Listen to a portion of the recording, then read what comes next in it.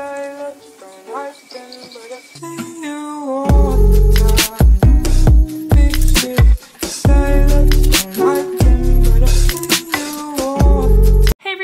welcome to my channel. So today I'm going to be reading some of my fanfic for you guys from back when I was like around the ages of 13 to maybe about 14 or 15. So I have my computer with me. I have the flash drive where some of my fanfic, I don't know why I chose these fanfic to put on this flash drive, but I did, so that's what we're going to be reading from. So I figured I would start off with a few just like random little snippets of some of just my favorites, just some of my favorite things that I've written. Not all of them, because I have quite a few different fanfic on here. Or what's the plural of fanfiction? Like fanfic? Fanfiction? Lots of fanfiction?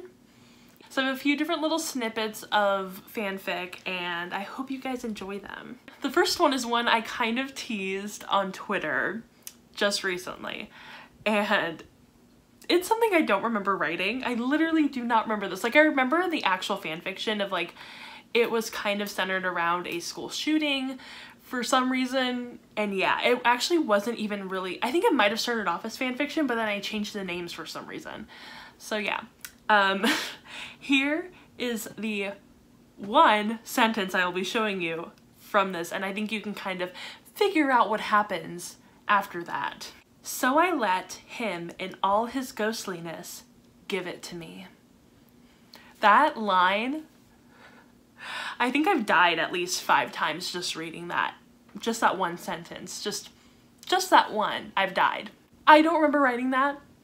I don't remember writing any sort of sexual scene with a ghost. I don't remember that. That is like literally, who did that? Who came onto my computer and wrote this shit? Because it was not me. It was not me.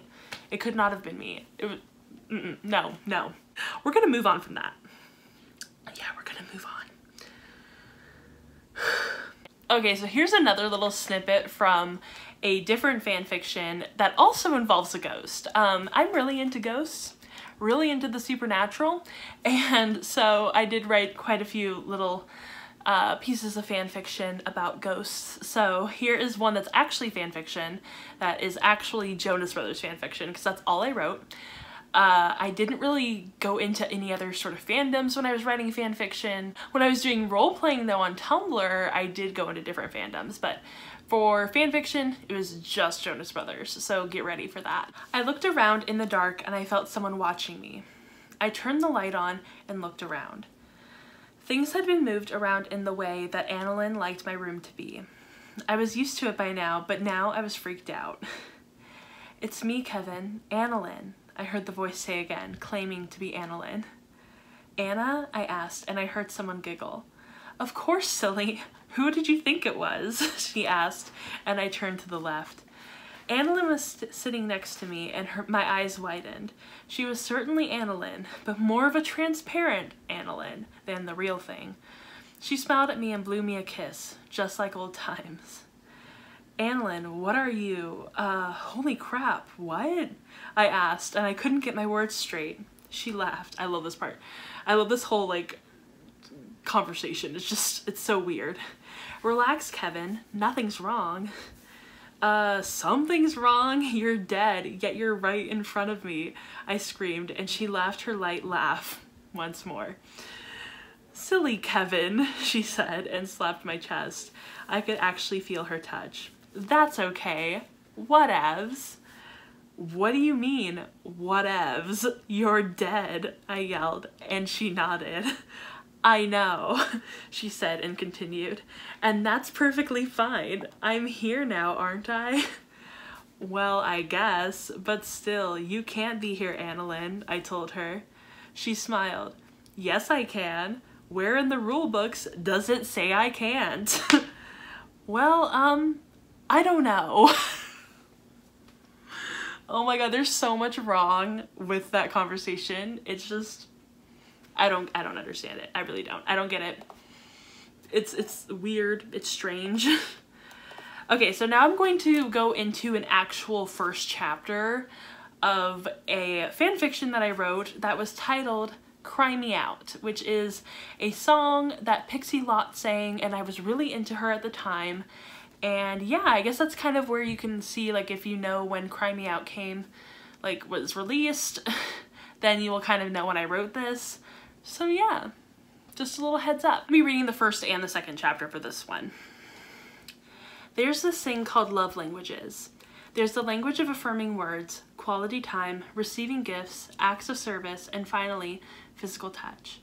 I myself like to think that I possess a little of each language. I loved giving and receiving compliments. I loved spending time with him.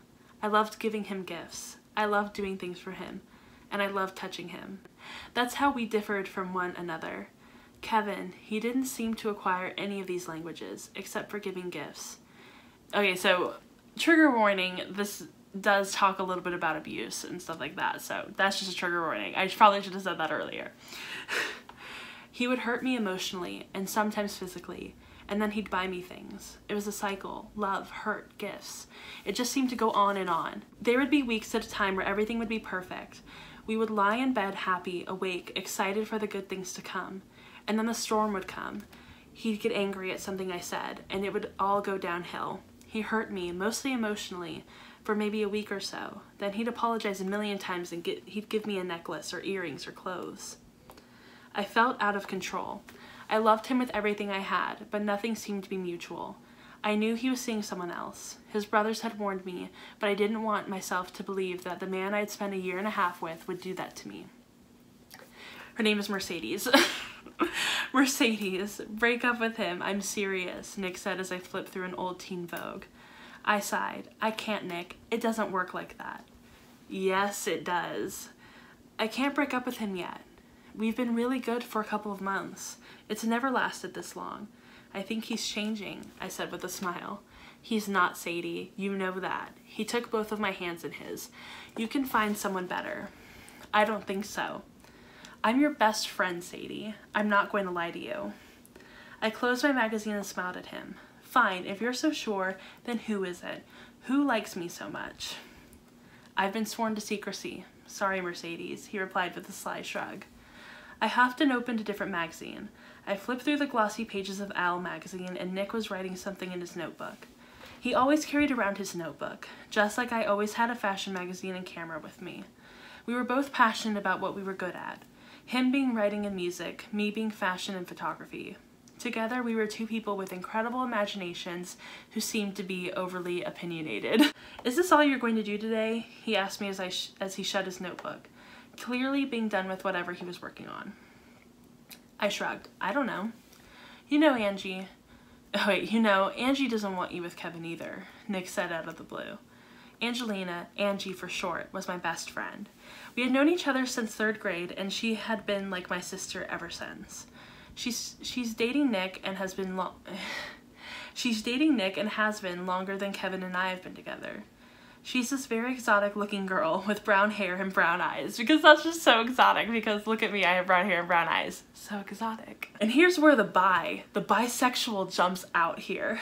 I mean, he's gorgeous and all, him being Nick, but she's much more beautiful than he is. The bisexual literally jumped out there. It just jumped out. I know that, Nicholas. Thanks for telling me. God, touchy, he chuckled as he poked my arm. I stood up, threw my stuff into my hemp bag, and slung it over my shoulder. I think I'm gonna go get some coffee. You wanna come? Coffee's always a good idea. As I walked out of Nick's room, I bumped into Joe, his brother. Hey, Mercedes, what's up? Not much, I said as he stuffed his hands into his pockets.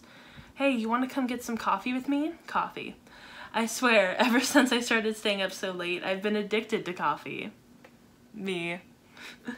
He chuckled. Sure, I need some caffeine right about now too. Good, I said with a smile, and we headed downstairs. Joe had to be my 3rd best friend. We were close, but not as close as Nick and I, or Angie and I. But when we would hang out, it was crazy insane. We were always hyper around each other, and I always had a good time with him. He always seemed to be braiding my hair, though. He regularly told me that I had beautiful, blonde hair. Angie believed that Joe was in love with me. I'd shrug her comments off and tell her that we were just friends, and that's how it was always going to be. Okay, we're gonna go to the next chapter. That was super interesting, so intriguing. Let's see what happens next. Okay, this is a little depressing in the next part, like it's a little sad. There is still some mentions of abuse, so yeah, and this was in an italic, so this was like a flashback. All of my flashbacks are in italics. I sat there on my bed crying. I didn't know what I was crying for or why I had decided to stay. I felt my body being overcome with sorrow first, then with happiness. He still loved me. I knew that much. He told me every day. Even if he was mad, he would tell me he loved me. On the best days, he would tell me that I was his world, that I meant everything to him, and he never wanted me to leave. And I believed him. I always did and I always would. I knew that now as I sat there that that's where I would be for a while. My eyes bloodshot, my mascara running recklessly down my rosy cheeks. I didn't know what to do with myself. I wanted everything to just become a dream where I would awake thankful and relieved that none of this was true. Something had to be done about everything because I had to face reality. This wasn't a dream, nor was it a nightmare. It was all just a beautiful lie that I had created around something evil, something filled with hate and love that produced a life twisted and mangled with no differentiation between truth and lie. Whoa, queen, dab on that. That was actually a really good paragraph considering my horrible writing at this stage. Like that's pretty good. It's not horrible, it's not bad. He was out with someone else. I knew it by the look on his face when he left. He was overjoyed to be done with me for the day and go on to this other girl. I had never seen pictures of her and I didn't know her name, but I imagined her to be more beautiful than I could ever imagine, more intelligent, lovelier than I knew I was, because in truth, I was none of those wonderful things. There was something magical that happened in times like these. I would see Kevin in his true light. I began to see him, if only for that short moment, for who he really was. He was a coward. He was a hurtful, lying, cheating man, and I couldn't live with myself if I dragged it on any longer than necessary. But I stayed. I always did. Mercedes. I looked up and was met with the most beautiful eyes that belonged to my best friend. Where is he? I wiped my eyes with my fingertips and sighed. He's out. With who? He asked as he came and sat next to me. I don't know, Joseph. How the hell am I supposed to know? He doesn't tell me anything. He never has. Then why do you choose to stay with him? He asked. Because, and I stopped. Because why? I turned away from him. I love him. No, you don't. You don't love him, Sadie. You loved who you thought he was, who he tricked you into thinking he was. There's no love there and you know it, he said as he stood up. Get out, I said as I looked up at him. Get out? I nodded and stood up. You heard me. Get out. You don't know anything. I know everything, Mercedes, and you know that. He shook his head and turned to leave. Stop kidding yourself. You're wrong, Joe. He looked back at me. If you say so. And then there's the end of the flashback. I got into Joe's car inside. His car was beautiful inside, yet on the outside. It was a whole different story. But secretly I loved his car. It reminded me of Joe. The outside was rough, hard, but the inside was soft and beautiful. I smiled at him and I knew that the thoughts that were swarming around in my head were thoughts I shouldn't have been thinking in the first place. I've missed you, Joe, I said as he started his car. He smiled. It's only been a couple of weeks, but yeah, I missed you too. How was it? How was what? He asked. You know, Australia. I took pictures. I'll show you them when we get to Starbucks. He smiled at the thought. You'll love them. Everything reminded me of you. Really? How? I asked with a smirk. A smirk. Really? How? He cleared his throat. There was a lot of things to photograph. You'd like the scenery. It's beautiful. There was a pause in our conversation. I didn't know what he was trying to say. Was he trying to say that everything reminded me of him because everything was picturesque and beautiful? Or was he just saying that I would enjoy going there to take pictures? Times like these were confusing for me. I never really knew what Joe meant when he said things like that. Did you really miss me, or are you just saying that to make me feel good? He asked me with a playful smile. I slapped his arm. Of course I really missed you. You better, he chuckled. I turned towards him in my seat and smiled. Kevin and I are doing well. Much to my surprise, he said, not taking his eyes off the road. I've noticed. You have? He nodded. Yeah, how could I not? You two have been all over each other since I got back. No. I shook my head with a giggle. He whispered something under his breath that I couldn't hear. I sighed in defeat and slumped back into the softness of the car's chair. He stole glances at me every few seconds, but we didn't talk. I didn't know what to say to him, and I desperately wanted to know what he had said. But of course, I wasn't about to ask him anytime soon. Once we arrived at Starbucks, Joe swiftly got out of the car and over to my side. He opened my door for me, like always, and greeted me with a warm smile. I don't remember you always being such a gentleman, Joe, I teased him as we walked inside. I could see outside the window were men with cameras. I would hate them forever. They always seemed to ruin the most perfect time that I had with the boys. I hated knowing that our special moments together would be wasted on everyone else's eyes. They'd get a secret look into our oh-so-public lives. Joe ordered our drinks and we sat down at a nearby table. I thrived off the smell of coffee, and I knew Joe did too. We seemed to have more things in common than I noticed. He loved the smell of coffee, loved photography, music was always essential to him, as was to me too, and the list went on. Okay, Joe, I said to grab his attention. I want you to give me your best Aussie accent. Oh God. He chuckled, no way, I'm terrible at accents. No, they're just hilarious. I love listening to your accents. He thought about it for a second, then caved. Okay, fine, but promise me you'll laugh. Of course, how could I not? Okay. He closed his eyes then to start. I am not about to attempt this, but I will tell you what he says. Hello, mate. Care to join me for some stellar surfing and then we could go see some koala bears? How about it? He asked in his Australian accent. I'm sorry, Australia. I sincerely apologize. That was awful. I will not even attempt to do an accent because I'm also horrible at accents. I sat there for a moment and took it all in.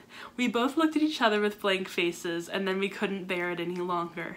He cracked a smile which made me bust up laughing. I think we created a scene because everyone was staring and the cameras kept on going off. Oh God, wow Joe, you're really outdone yourself this time, I said, still trying to catch my breath. He smiled. I'm glad you liked it. Of course I liked it. You're amazing, I said, and we both became silent.